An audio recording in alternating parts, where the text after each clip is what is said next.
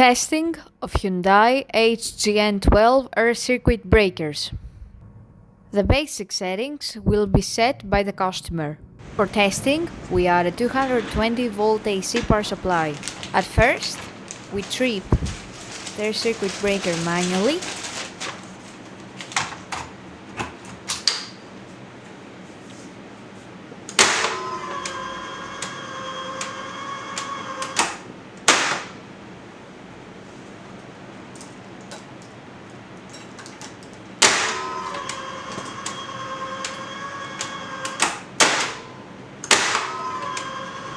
Then we trip the breaker with the help of the UVT.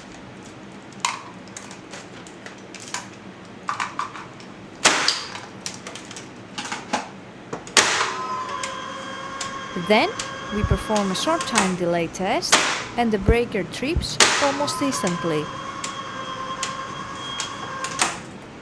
Lastly, we perform a long time delay test and after about 15 seconds the breaker trips .